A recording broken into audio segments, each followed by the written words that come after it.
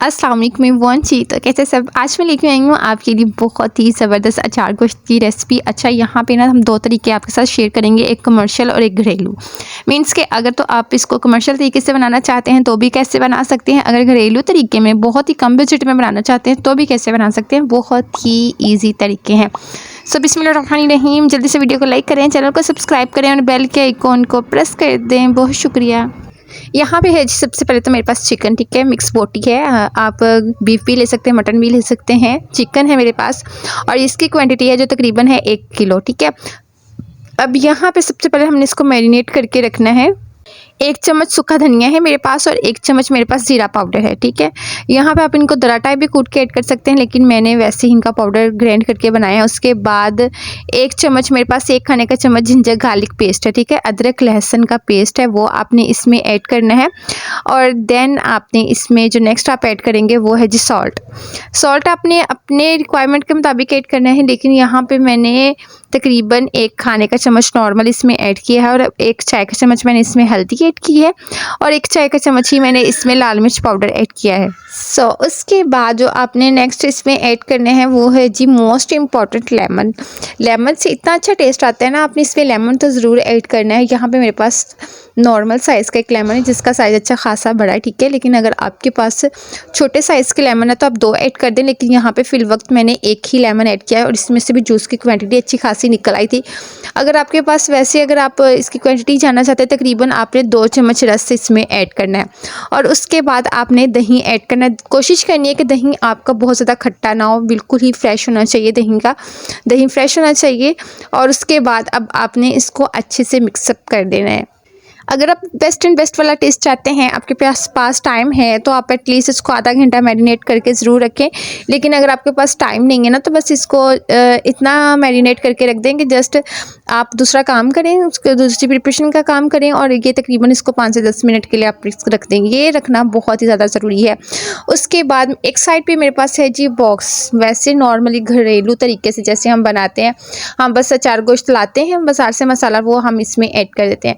लेकिन जब दूसरी साइड हम देखते हैं ना, तो यहाँ पे है जी मेरे पास कलौंजी और मेथी दाना। ये भी ऑप्शन हमारे पास घर में मौजूद होता है। एट अ टाइम बाज़ औक़ात क्या होता है कि बनाना पड़ जाता है और घर में ये चीज़ें मौजूद नहीं होती। सो आप इन दोनों चीज़ों की इक्वल क्वांटिटी लेके इनको मिक्सअप करके एक अदद जार में ऐड कर दें।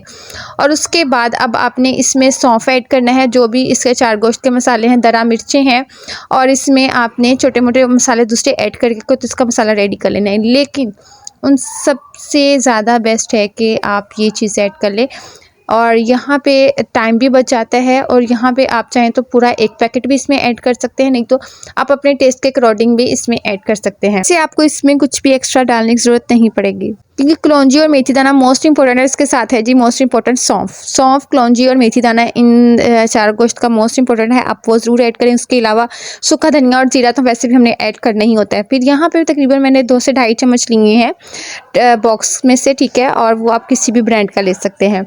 और यहाँ पे अब आप इसमें ऐड करेंगे लेमन एक ऑलरेडी हमने मैरिनेशन में ऐड कर दिया है, एक हम इस पॉइंट पे ऐड करेंगे, क्योंकि ये अचार गोश्त होता है कुछ खट्टा मीठा सा है और इसके टेस्ट को इन्हेंस करने के लिए ना लेमन बेस्ट है, सोर्स है। बेस्ट इसलिए है कि ये बहुत ही अच्छा टेस्ट डेवलप करता है। सो यहाँ पे अब हमने एक लेमन ऐड किया और उसके बाद अब हम इसको अच्छे से मिक्सअप कर देंगे।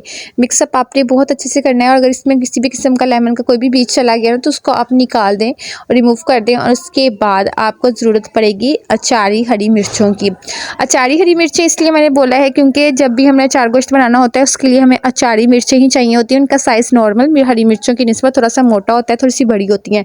और फिर आपने उनमें से कट लगा के तो मसाला भरना होता है। सब जब हमने मसाला भरना होता है ना, तो उसके लिए हमें थोड़े से बड़े साइज़ की हरी मिर्चें चाहिए होती हैं। सो इसलिए हमने तकरीबन नॉर्मल सा कट लगाया है और उसमें हम इस तरह मसाला भर देंगे। मसाला आप अपने टेस्ट के अकॉर्डिंग भरेंगे, जितना आपको अच्छा लगता है, जितना आप टेस्ट में लाइक करते हैं उतनी हम मसाले हरी मिर्चें भर दें। और उसके साथ ही मैंने तकरीबन 3 से 4 हरी मिर्चें भर के रखी थी, इससे ज़्यादा हमने नहीं भरी। लेकिन अगर आप इससे ज़्यादा भी क्वान्टिटी बढ़ाना चाहें तो बढ़ा सकते हैं। और जो बाकी का मसाला बच जाए तो वो आपने ज़ाया नहीं करना, वो बहुत ही आपके काम आने वाला है, अभी मैं आपको बताऊंगी। उसके बाद आपने एक बर्तन ले लेना, कढ़ाई ले लेनी है, ठीक है। और उसमें आप ऑयल डाल दें या घी डाल दें, it's totally ups to you. और उसके बाद आपने इसमें जितना भी मैरिनेट किया हुआ चिकन है वो आपने इसके में ऐड कर देना है। और उसके बाद आपने अच्छे से बॉक्स साफ़ कर लेना है ताकि जितनी भी मैरिनेशन का सामान मसाला है वो सारा का सारा इसमें ऐड हो जाए। उसके बाद ये अब आपने इसको पकने देना है। पहले तो आपने चम्मच की मदद से इसको अच्छे से मिक्सअप कर देना है और उसके बाद आपने इसको ढाँप के रख देना है ताकि जितना भी मसाला इसके अंदर से सेट हो जाए, ड्राई हो जाए और जो चिकन है वो सॉफ्ट पड़ जाए। अगर अभी तक आपने वीडियो को लाइक नहीं किया तो काइंडली वीडियो को लाइक करें, चैनल को सब्सक्राइब करें ताकि इस तरह की और मज़ेदार रेसिपीज़ आपको मिल सके। और इसके अलावा भी जितनी भी मदर्स परेशान रहती हैं बच्चों के लंच बॉक्स के हवाले से, उनके लिए भी बहुत ज़बरदस्त रेसिपीज़ मेरे चैनल पे मौजूद हैं, वो भी आप चेक कर सकते हैं। और यहाँ पे ये देखें जी इसकी फिल वक्त के लिए फ़ाइनल लुक। यहाँ पे बहुत ही अच्छे से ये पक चुका है और ये जितना भी इसके अंदर मसाला था एक्स्ट्रा वो सारा ड्राई हो चुका है, सारे बोटियों ने अच्छे से जज्ब कर लिया है।